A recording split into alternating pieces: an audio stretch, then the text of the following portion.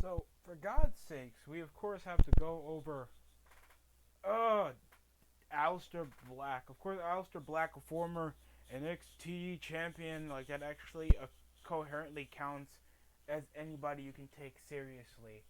And over the semblance of I guess decline, because this is usually decline series.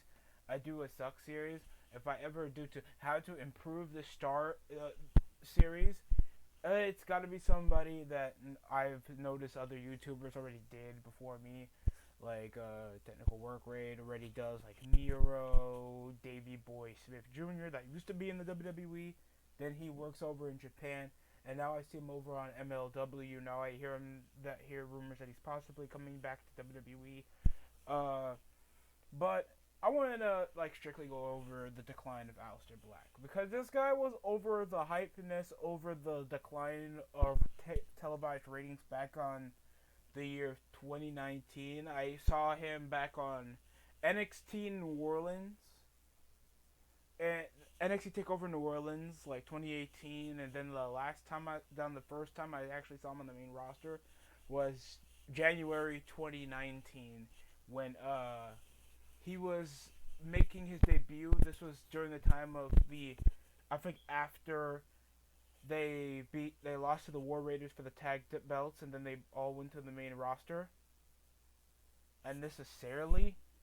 And then Ricochet and Aleister were an off-putting tag team, and they were giving this much fanfare that they've literally pinned everybody on the tag team on the tag team division clean on Raw and SmackDown, and then they lost in the like Fatal 4-Way tag team title match at WrestleMania, and then they wouldn't get overly shoved over to the main roster until later that year when like Ricochet was just being a generic babyface, and then Aleister Black was supposed to be this anti-hero, gothic. The first thing they tried to do was like semblance no mythos for Aleister Black. That was one of my issues with Aleister Black. They brought no mythos, and to make what was supposedly, I guess what they were aiming with Aleister Black was this Amsterdam gothic MMA fighter like dude that does a bunch of kicks and does a stupid moonsault with no endscape of, making the fans actually excited. I mean, the coolest things he done is the Black Bass, and that's a cool finish. I guess it's a fun finisher to use, but it's just a random kick. It's a spin out kick, and yes, it looks devastating whenever guys sell it, but he just doesn't do it, and they don't give him that much squash matches other than those times when he was in a gloomy room just doing pick a fight with me. It feels like every other wrestling match is just a fight. Like, that's the only time they gotta say anything's personal. It just doesn't feel that authentic. And the authenticity of actually making a guy have squash matches is like, what's cool about this dude? Braun Strowman had squash matches, but guess what? He's like at least a notable guy in the main roster.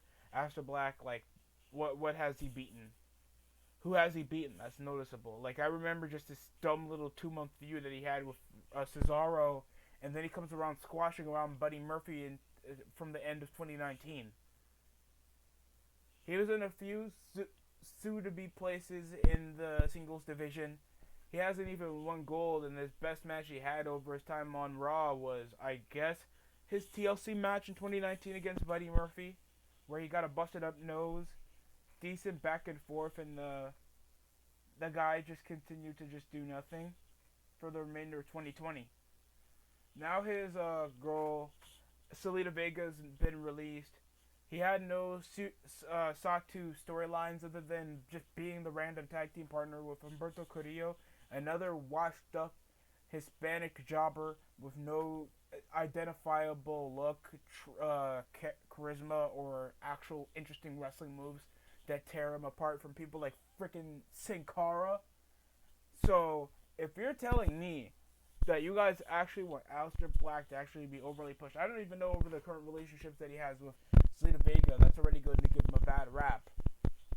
He already had been missing on television for the last, I don't know, 5 months since he lost an eye, and then they sort of did not lose it, and he had to go through less of a recovery than Rey Mysterio. Then he got in this random storyline with Kevin Owens.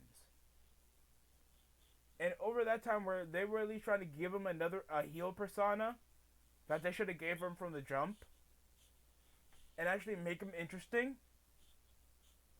He's just a skinny tattoo jobber that kicks people. I don't. I think Vince just lost faith because there's nothing eye catching he can do if there's already like guys like Dolph Ziggler, Murphy, Rey Mysterio, Dominic, Kevin Owens, already flippy jobber mid carders that can do kicks and at least have a more definitive look. At least I know like Kevin Owens like in a storyline like definitive of what you can give him. He's not a main eventer unless that's dependent if it's a brand split or an interesting storyline where he's going to be the definitive heel.